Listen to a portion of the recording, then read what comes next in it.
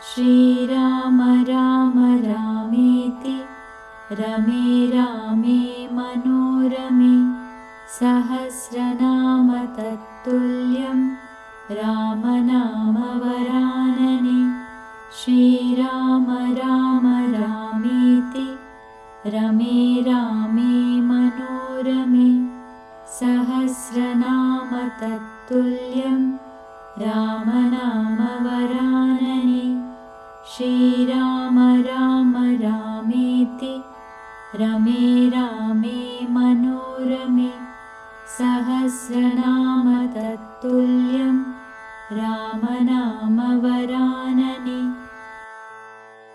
Welcome to Vedic Heritage. The Brihad Vishnu Sahasranama Stotra is a sacred compilation of the 1,000 names of Sri Vishnu seen in the Anushasana Parva of the Mahabharata. Chanting of this stotra is considered to be very auspicious. In Padma Purana, these 1,000 names are followed by more verses which explain the greatness of the stotra. They traditionally form a part of the complete recitation of the Vishnu Sahasranama. Among them is this famous verse, which is the topic of this episode. Considered very important, this verse is repeated 3 times during the chant of the complete Sahasranama.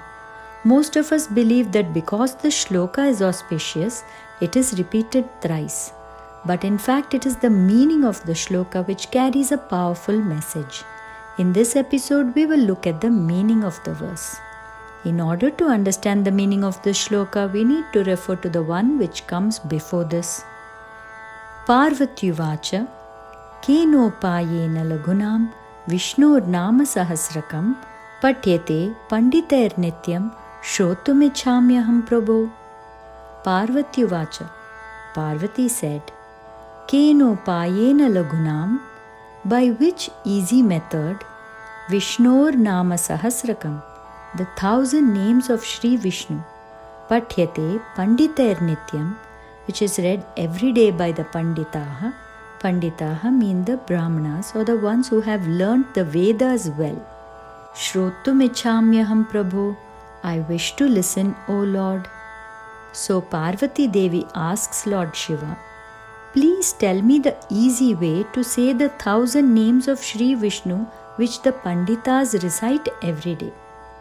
In his answer, Lord Shiva does not actually specify what the Panditaha or the learned ones do. Instead, he replies with what he himself does. Lord Shiva is considered the Supreme Guru, Sri Dakshinamurti.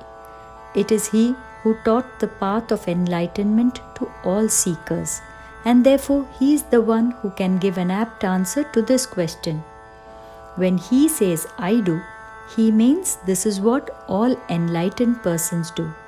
Enlightened men are called Panditaha, ones who have sought and obtained the truth within themselves.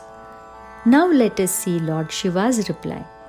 Ishvara Uvacha, Lord Shiva said, Sri Rama Rama Rameti Rame Rame Manorame Sahasranama Tattulyam Rama Nama Varanane Sri Rama Rama Rama Iti. Sri Rama Rama Rama, like this, saying the name Rama. Rame Rame, I rejoice in Rama. Manorame, O Manorama, the one who is pleasing to the mind, referring to Parvati Devi. Sahasranama Tattulyam Rama Nama, that name Rama is equal to 1,000 names of Sri Vishnu. Varanani, O one who has a beautiful face, O Parvati. Thus, Lord Shiva says that he rejoices in Rama and that saying Sri Rama Rama Rama is equal to the recitation of 1,000 names of Sri Vishnu. But how does Rama Nama equal the Sahasranama? Most Hindu teachings say that chanting a shloka or any name of God with devotion is more effective than that of a rote recitation of multiple verses without any involvement. This means that if we chant the name Rama with devotion, it would be better than saying the Sahasranama without involvement.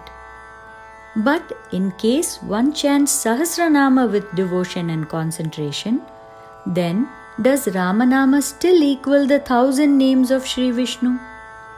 To answer that, let us then look at the name Rama. In Sanskrita, each alphabet carries a meaning, and when alphabets combine to produce root words, the root words carry the resultant meaning of the alphabets. In this instance, the name Rama originates from the root word Ram, to rejoice, play, or be still. Ramyate anena iti Ramaha. He who is pleasing to everyone is Rama. Another meaning is Ramate iti Ramaha. He who rejoices or plays is Rama. Here, as a name of Sri Vishnu, Rama indicates the Paramatma who plays the game of creation. The name Rama can also originate from the root word Rami, which is indicative of the color black. This meaning applies to the Avatara Rama, who was the embodiment of charm and was dark-hued. Now let us look at the name Rama as being made of two syllables, Ra plus Ma. Ra means fire and can also indicate knowledge or enlightenment. Ma represents the mind or manas and can therefore indicate the Atman as well as the human being. Using these meanings, Rama can mean one who goes towards light or enlightenment, which denotes the Atma approaching the Paramatma. Thus, when we concentrate on the word Rama, it is like concentrating on self-enlightenment. While the Sahasranama contains 1,000 names of Sri Vishnu, and each name bestows different fruits according to its meaning. Nevertheless, it is considered an auspicious chant only because regularly chanting the Saharanama can lead one towards enlightenment. Thus, we can see that both the Ramanama and the Sahasranama both lead us towards enlightenment. In this manner, they are equal. Having understood the importance of Ramanama, let us look at the interpretation of Sri Rama Rama Rama iti. At first, it seems like just saying Sri Rama Rama Rama, that is, repeating Rama name 3 times, equals the benefit of a Sahasranama chant. But how can 3 equal 1,000? One wonders. There is one explanation given commonly to answer this question. Each Sanskrita syllable is said to correspond to a number. Ra denotes number 5 and Ma denotes number 2, and by cubing the multiple of 5 and 2, that is 10, we get 1,000. While that is an explanation, we also know that great saints had to devoutly worship and meditate on Sri Vishnu for very long periods before they could attain him. So just 3 repetitions of a name seem a bit too easy. For those of you who are not convinced by the numerical explanation, let us look again at the verse. When we say Sri Rama Rama Rama iti, where iti means like this, it can denote a repetition of the nama, not just 3 times. Then it means that by doing the nama japa, which is a continuous repetition of the name Rama, one can attain the benefit similar to chanting the Vishnu Sahasranama. In this explanation, we see that the power of the name Rama is combined with dedicated worship in a simple manner, a nama japa, for a lay person to equal the practice of the complex Sahasranama. Further in the Uttarakhanda of the Padma Purana, Lord Shiva tells Parvati Devi, Japatas sarva mantranscha, sarva vedanscha Parvati, tasmat koti gunam punyam, Ramanamnaiva labhyate. O Parvati, the divine fruits one achieves by chanting all other mantras and all the Vedas. 1 crore times the punya of fruits from all of them combined can be obtained by uttering the name Rama. In both these shlokas, we see the Ninda Nyaya is being used. This is a tool used in Sanskrita literature and poetry to glorify a deity or a concept in comparison to another. This literary tool only helps to demonstrate the greatness of one, but it does not take away from the greatness of the other. Therefore, Rama Nama is shown to be equal or superior to the Sahasranama and other mantras only to make us understand its importance. The numbers quoted should not be taken literally, and one need not drop the practice of one to adopt the other. The word Rama is an ancient one, and it was used even before Maharshi Vasishta named the Avatara Prince Rama.